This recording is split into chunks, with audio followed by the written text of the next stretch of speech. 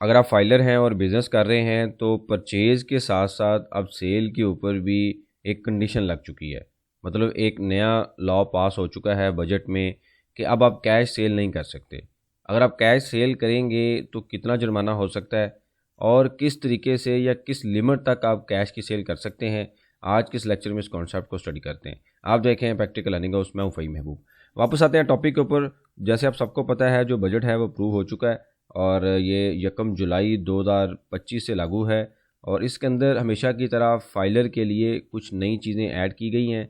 और इस बार तो तकरीबन एफबीआर का ये प्लान है कि जो टैक्स नेट इंक्रीज़ करना है उसमें एफबीआर तो नहीं कर सकता। तमाम टैक्स नेट में लोगों को लाने के लिए जो फाइलर है, जो बिज़नेस कर रहा है, उसके ऊपर कंडीशन लगा दी गई हैं। यहाँ पे एक बंदा है जो बिज़नेस कर रहा है और हम कह सकते हैं वो फाइलर है। अगर उसने यहाँ पे चीज़ें परचेज़ करनी है तो वो एनटीएन होल्डर से परचेज़ करेगा। ये हमने लास्ट लेक्चर में देखा कि अगर आप ऐसे बंदे से परचेज़ करेंगे जिसका एनटीएन नहीं है तो आपको तकरीबन जो एक्सपेंस है वो 10% तक डिसअलाउ होगा। जब एक्सपेंस आपका कम हो जाएगा तो आपको ज़्यादा प्रॉफिट के ऊपर, आपका प्रॉफिट बढ़ जाएगा, ज़्यादा प्रॉफिट के ऊपर आपको ज़्यादा टैक्स देना पड़ेगा। कल के लेक्चर में बड़ी डिटेल में मैंने चीज़ें एक्सप्लेन की थी। अब क्या है कि ये फाइलर आगे सेल करेगा कस्टमर को, अगर इसका कस्टमर इसको कैश में पेमेंट कर देगा तो फिर भी जुर्माना कस्टमर के ऊपर नहीं है।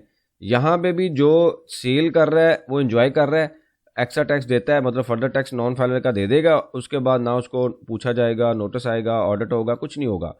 लेकिन यहाँ पे फाइलर ने ऑडिट भी करवाना है, टैक्स नोटिस का रिप्लाई भी करना है, टैक्स भी जमा करवाना है। सेम इसी तरीके से कस्टमर अगर कैश पेमेंट करेगा तो कस्टमर को नहीं पूछा जाएगा। ये कह दिया गया कि कस्टमर जो मर्जी करे, जो कैश में काम कर रहे हैं या जिनके पास कैश अवेलेबल है वो जो मर्जी करे, लेकिन जो कैश रिसीव करेगा ना हम उससे पूछेंगे।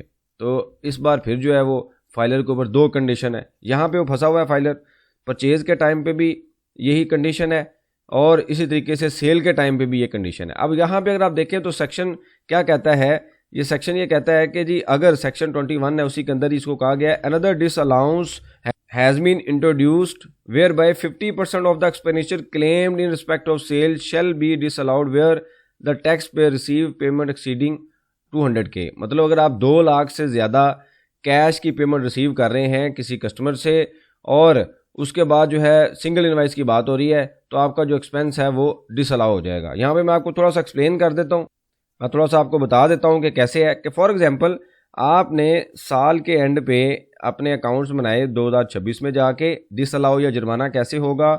सेल आपकी है फॉर एग्जांपल 5 लाख और उसके बाद इससे रेलिवेंट जो कॉस्ट है, कॉस्ट ऑफ सेल यानी कि आपने चीज़ें कितनी की परचेज़ की, वो है फॉर एग्जांपल 4 लाख। तो आपका प्रॉफिट निकलता है 1 लाख, जिसको हम ग्रॉस प्रॉफिट कह सकते हैं। जब वो एफबीआर इस सेक्शन को अप्लाई करेगा तो वो आपकी इस सेक्शन की कंप्लाइंस के लिए कंप्यूटेशन या जो टैक्स की कैलकुलेशन है वो रिवाइज करेगा। वो ये कहेगा ये 5 लाख जो है ना, ये बैंकिंग चैनल के थ्रू आपकी सेल नहीं हुई। फॉर एग्जांपल आपका एक ही कस्टमर था, उसने आपको क्या किया कि 5 लाख रुपया कैश में अदायगी कर दिया, अब ले लिया आपने।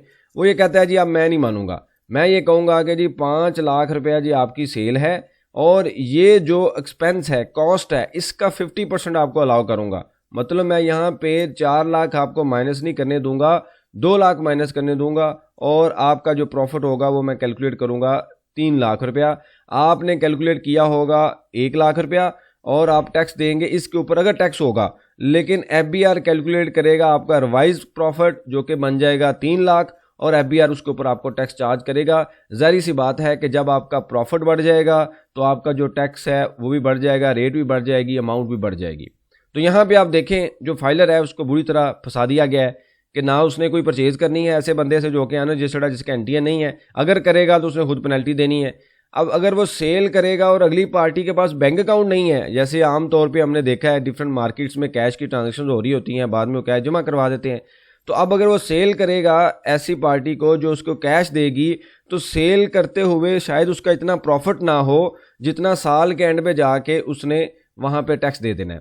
अब ये बात हुई है सिंगल इनवाइस की कि फॉर एग्जांपल अब एक मिस्टर ए है, उसने 1 महीने में आपसे 4 इनवाइसेस करवाई हैं और टोटल बिजनेस है लेट्स से उसका 10 लाख का।